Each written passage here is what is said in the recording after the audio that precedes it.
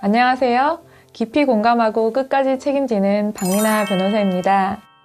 오늘은 배우자 외도를 알았을 때 해야 할 일이라는 주제에 대해서 한번 설명을 드려볼까 해요. 제가 이혼 전문 변호사로서 이렇게 일을 해오다 보면 정말 이혼 중에서도 배우자 외도로 인한 이혼이 정말 많습니다. 그만큼 배우자의 외도, 부부간의 신뢰를 깨는 행위가 없지 않나 이런 생각을 듭니다. 다른 거는 다 참는데 바람 피는 것은 도저히 안 되겠다 라고 해서 이제 오시는 분들이 있거든요.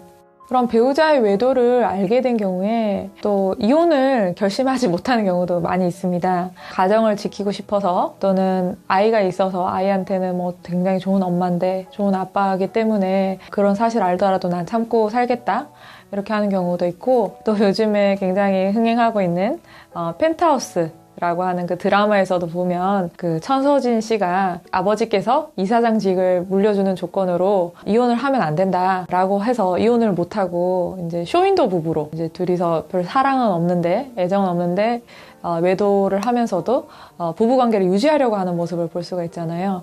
그래서 그런 외부적인 시선 때문에 이혼을 또 결심하지 못하는 경우가 또 많이 있습니다. 그래서 그런 경우에는 이혼 소송을 하지 않고 또 상간자 소송만을 진행을 해서 오히려 상간자 소송을 해서 배우자와 이제 사귀고 있는 그 사람을 떼어내겠다.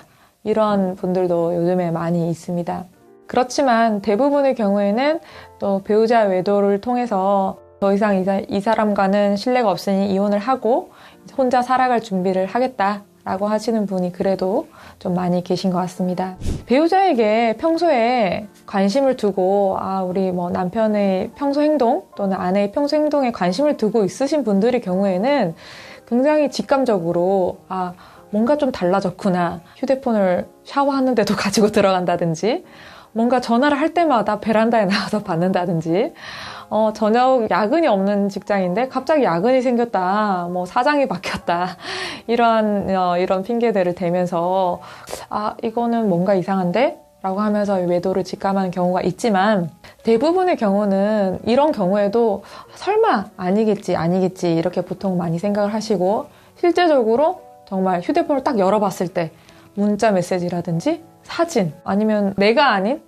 타인과의 그런 다정한 문자 메시지 이런 걸 보고 헉 하거든요. 그래서 직접 눈으로 이제 확인한 경우에 배우자의 외도를 알게 되죠. 그래서 처음에는 설마 아닐 거야 하면서 그 상황을 부인을 하고 싶죠. 왜냐면 현실이라고 인식하고 싶지 않기 때문에 부인을 하고 싶거나, 아까 말씀드린 것처럼 현재가 뭔가 굉장히 평화로운데 이 상황을 유지를 하기 위해서 그렇게 알게 된 증거를 없애버린다든지 삭제를 한다든지 이런 경우도 있습니다. 그리고 혹은 상대방한테 먼저 이런 걸 알게 됐으니까 얘기를 해서 상대방의 용서를 바라고 상대방이 용서를 하면 용서해줘야지, 이런 경우도 있습니다. 그런데 결국 이런 과정을 통해서 나만 사실 상처가 제일 크잖아요. 정말 이런 충격을 겪었고 이렇게 막 난리를 치고 했는데도 내 상처가 치유되지 않아.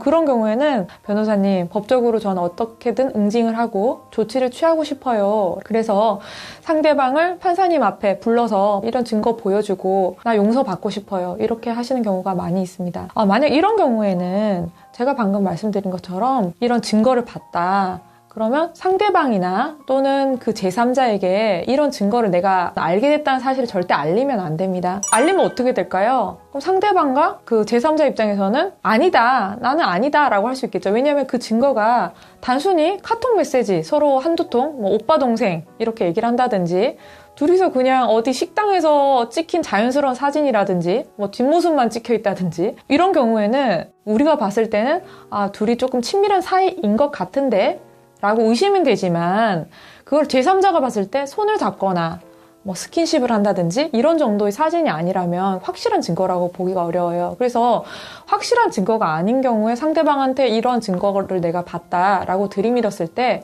대부분은 부인을 합니다. 그거 아니야. 외부에서 알게 된 그냥 동생이야. 알게 된 오빠야. 이 정도를 얘기를 하고 넘어가게 됩니다. 그리고 상대방 입장에서는 내 아내 또는 남편이 이런 걸 알게 됐으니까 더욱더 행동을 조심하게 되겠죠. 행동을 조심해서 그 관계를 유지해 나갈 가능성이 높습니다. 그렇기 때문에 상대방에게 당신이 다른 사람을 만나고 있는 것 같다라는 내용을 절대 말씀을 하시면 안 되는 거예요. 그래서 방금 말씀드린 것처럼 스스로 확실한 증거를 내가 수집했다 라는 판단이 들 때는 법적으로 쓰려면 법률 전문가인 변호사한테 이 증거를 가지고 가서 상담을 받아보시는 것이 제일 정확합니다. 그래서 저도 상담을 할 때 증거 있으면 보여주실 수 있나요? 라고 물어보거든요. 그러면 변호사님 제가 갖고 있는 증거 이러이러한 증거입니다 라고 보여주세요. 그럼 제가 보면 사모님 이 정도 증거로는 좀 증거로 보기 힘들겠는데요. 두 분 지금 뭐 뒷모습만 찍혀 있잖아요. 두 분 그냥 걸어가시는 사진이잖아요. 뭐 이 정도밖에 안 되는 거예요. 두 분이서 어디를 걸어가시는지. 솔직히 걸어가시는 배경이 뭐 모텔이 찍혀 있다. 그러면 조금은 될 수는 있습니다. 그런데 그냥 길가를 걸어가신다든지 뭐 같이 단순히 식사를 하고 있다든지 차를 마시고 있다든지 그 정도 사진만 가지고는 이 두 분이 뭔가 사업자 뭐 일하는 것 때문에 만난 것이다 라고 둘러댈 가능성이 높지 않겠어요? 그러니까 제가 그렇게 말씀을 드립니다. 그래서 사모님 돌아가셔가지고 증거를 조금 더 모아오세요 라고 제가 말씀을 드리게 됩니다. 그렇기 때문에 방금 같은 증거는 소송에서 써도 패소할 가능성이 높아요. 저희는 승소를 하기 위해서 소송을 하는 것인데 상대방을 응징을 하고 어느 정도 나의 이런 상처를 위자받기 위해서 하는 것인데 그게 안 되는 거죠. 그런 증거만 가지고는.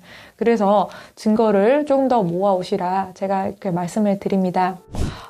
이런 증거를 수집한 다음에 변호사님 저는 지금 당장은 소송을 하고 싶지는 않아요. 대신에 이 증거를 제가 갖고 있는데 상대방의 태도가 어떻게 변하는지 일단 조금 지켜보고 싶어요. 이런 경우가 있거든요.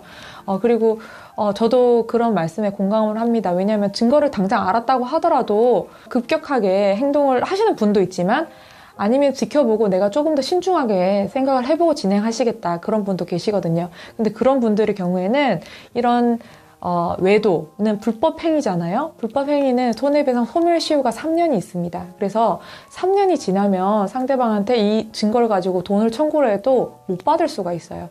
그래서 그 안에 이 증거를 가지고 보관을 하고 계시다가 이 3년이 지나가기 전에 변호사를 찾아오셔서 소송을 진행하시는 것이 맞다라고 생각을 합니다. 그리고 이런 그 배우자 외도를 알았을 때는 사실 정말 좀 말씀드리긴 그렇지만 이 안 사람이 제일 충격이 크고 제일 피해자가 돼요. 사실은 잘못을 한 사람들이 피해자가 돼야 되는데 이러한 사건은 내가 그 사실을 알게 된 사실만으로 내가 엄청난 피해자가 되는 겁니다.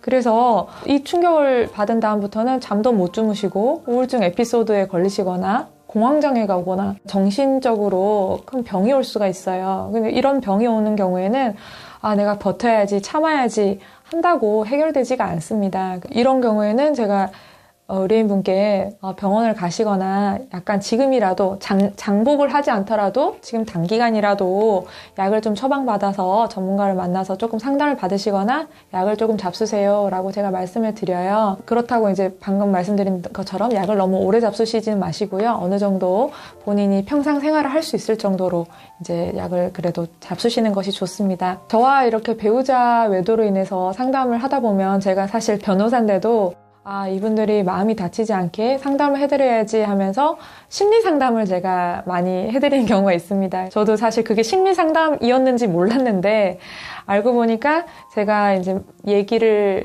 충분히 들어드리고 이분에게 어떻게 앞으로 하십시오라고 말씀드리는 게 어느 정도의 심리 상담의 효과가 있더라고요. 그래서 제가 해드릴 수 있는 것은 충분히 이야기를 들어드리는 것, 그리고 방금 말씀드린 증거를 잘 모아오시면 제가 법적으로 응징을 해드리는 것. 그래서 이 두 가지만으로 이렇게 배우자 외도로 상처받은 마음이 치유가 될 수 있다면 앞으로 이 상처를 치유하시고 조금 더 앞으로 나은 삶을 위해서 나아갈 수 있지 않을까 생각을 합니다. 그러니까 오늘은 제가 배우자 외도를 알았을 때 해야 할 일에 대해서 한번 알아보았습니다. 다음에도 또 좋은 주제를 가지고 찾아뵙도록 하겠습니다. 감사합니다.